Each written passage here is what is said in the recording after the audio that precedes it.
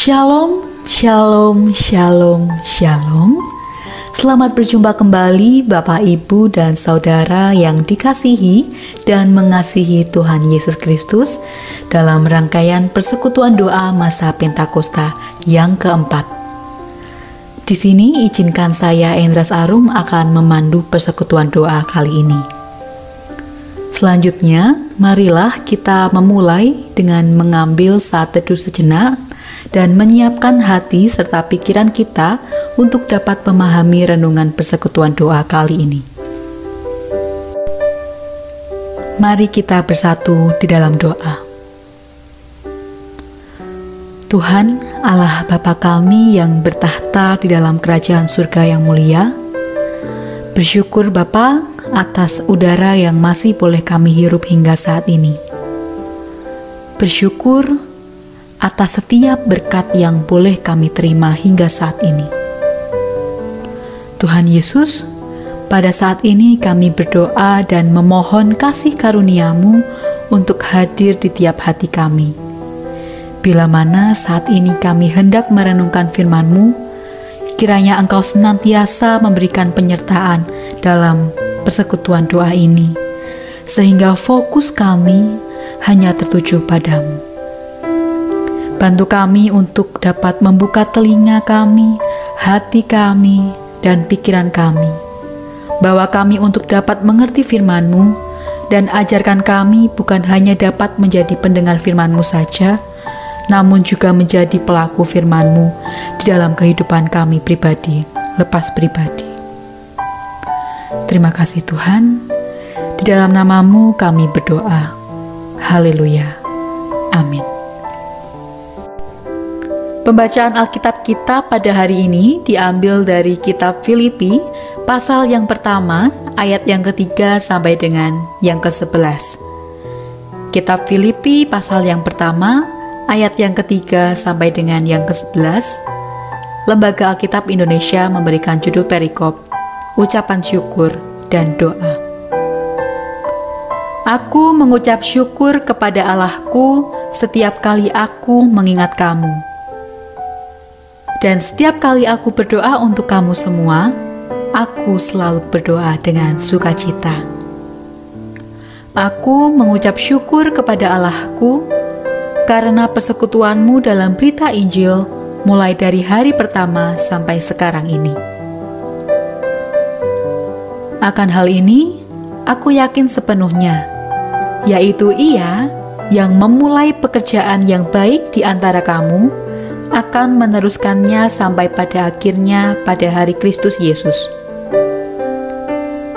Memang sudahlah sepatutnya aku berpikir demikian akan kamu semua, sebab kamu ada di dalam hatiku, oleh karena kamu semua turut mendapat bagian dalam kasih karunia yang diberikan kepadaku, baik pada waktu aku dipenjarakan, maupun pada waktu aku membela dan meneguhkan berita Injil.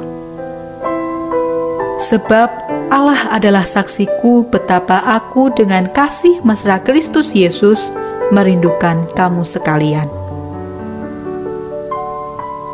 Dan inilah doaku, semoga kasih-Mu semakin melimpah dalam pengetahuan yang benar dan dalam segala macam pengertian, sehingga kamu dapat memilih apa yang baik, supaya kamu suci dan tak bercacat menjelang hari Kristus, penuh dengan buah kebenaran yang dikerjakan oleh Yesus Kristus untuk memuliakan dan memuji Allah.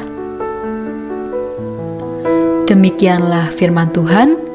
Berbahagialah setiap orang yang mendengar, menyimpan dan melakukan firman Tuhan dalam kehidupan hari lepas hari. Haleluya. Amin. Bapak, Ibu, Saudara yang terkasih, sebelum kita merenungkan firman Allah, saya ingin bertanya terlebih dahulu. Seberapa seringkah sih kita berdoa? Mungkin bagi sebagian orang menganggap doa itu merupakan formalitas saja, atau hanya sebagai patut-patute wong Kristen. di mana berdoa itu kita lakukan ketika hendak melakukan rutinitas, seperti bangun tidur, mau makan, atau hendak tidur. Lalu, pernah nggak sih kita mengkhususkan waktu untuk berdoa? Jika pernah, coba mari kita ingat-ingat kembali. Biasanya, kapan kita melakukan doa khusus tersebut? Pada saat yang bagaimana kita melakukan doa tersebut? Kemudian apa saja yang biasanya kita utarakan kepada Tuhan dalam doa kita? Mungkin beberapa dari kita akan menjawab sering melakukan doa khusus pada saat keadaan kepepet, atau dalam keadaan kesusahan, atau dalam keadaan penderitaan. Sehingga doa kita itu hanya berisi tentang permintaan, tentang keluhan, atau anak zaman sekarang akan menyebutnya tentang sambatan mengenai kesusahannya, mengenai penderitaannya yang saat itu kita alami. Bapak Ibu Saudara yang terkasih, melalui bacaan kita hari ini kita merenungkan bagian surat Paulus yang ditulisnya ketika berada dalam penjara. Walaupun Paulus pada saat itu di dalam penjara dan dalam keadaan sakit, bahkan pada saat itu merupakan masa akhir hidupnya, ia masih sempat untuk mendoakan sahabat-sahabatnya. Padahal pada saat itu Paulus bisa saja berdoa untuk dirinya sendiri, sambat akan dirinya sendiri, berdoa untuk kesembuhan dirinya sendiri. Namun, ia lebih memilih untuk mendoakan sahabat-sahabatnya. Mungkin kita bisa mengatakan bahwa hal yang dilakukan oleh Paulus ini merupakan hal yang kecil, hal yang biasa saja, hal yang mudah dilakukan. Namun jika kita melihat ke dalam diri kita sendiri, seberapa seringkah sih kita mendoakan orang lain?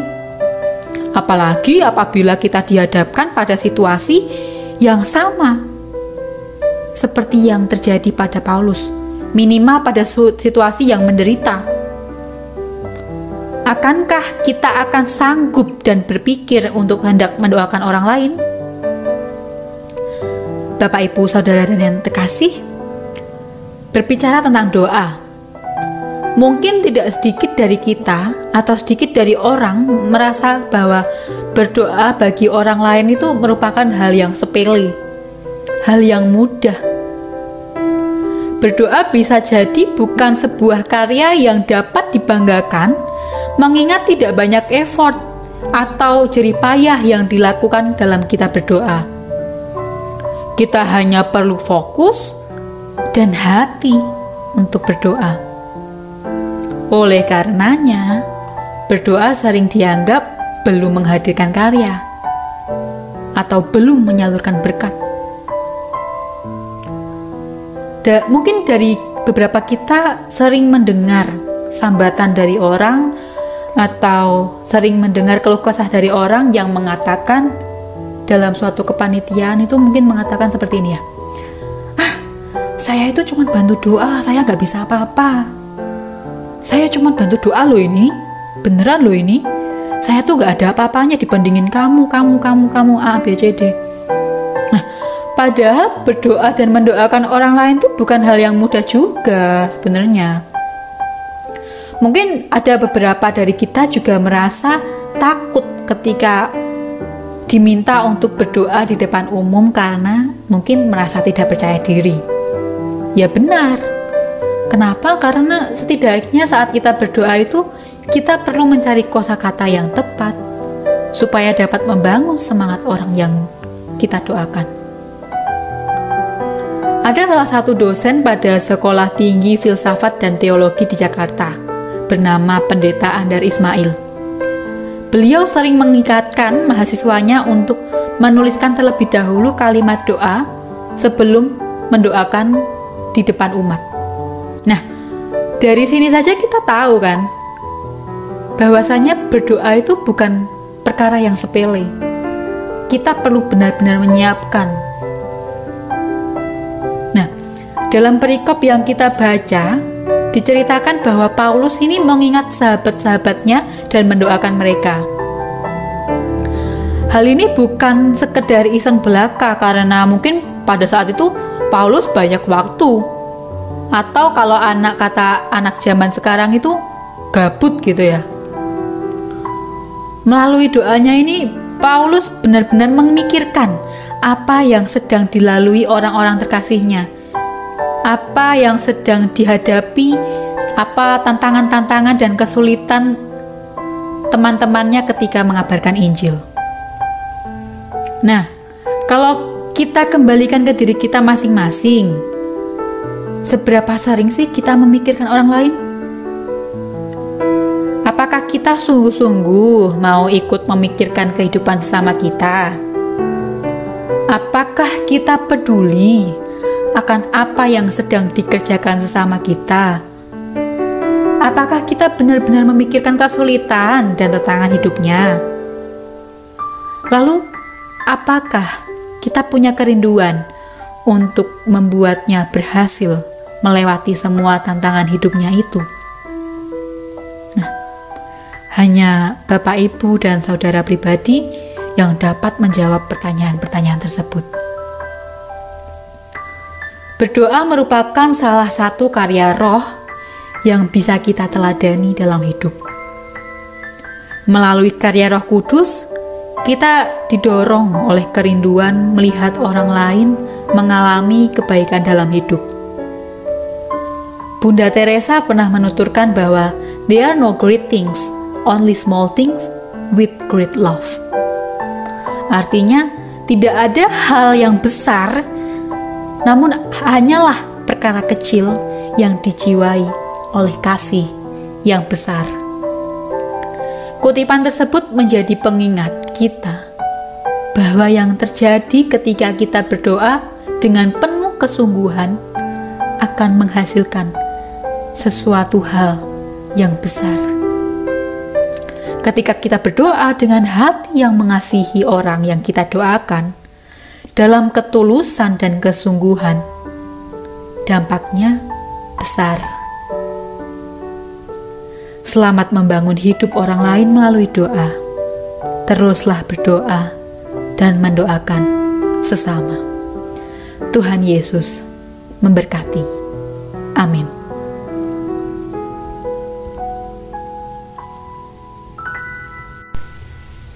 Mari kita mengambil saat teduh sejenak untuk merenungkan firman Allah.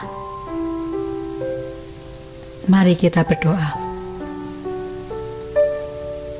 Bapa yang ada di dalam surga yang mulia, terima kasih Bapa atas penyertaan-Mu di dalam kami melakukan persekutuan doa pada saat ini. Bersyukur Bapa atas berkat rohani yang boleh kami terima melalui persekutuan doa kali ini. Melalui persekutuan doa kali ini, kami telah diingatkan kembali akan kuasa doa, sehingga bantu kami dan ajar kami untuk dapat membangun hidup orang lain melalui doa. Bapa, sungguh kami rindu untuk dapat bersekutu bersama umat-Mu di GKJ Wonogiri Utara dan menghayati masa Pentakosta ini. Namun, atas beberapa pertimbangan medis, kami sungguh bersyukur atas persekutuan doa yang masih boleh kami lakukan pada saat ini melalui platform YouTube. Bapa, kami berdoa untuk persekutuan doa berikutnya Bapa, kiranya Kau berikan kehangatan di tiap persekutuan doa kami. Bapa, sebentar kami akan undur diri dari persekutuan doa ini. Kiranya Kau berkati tiap aktivitas kami selanjutnya.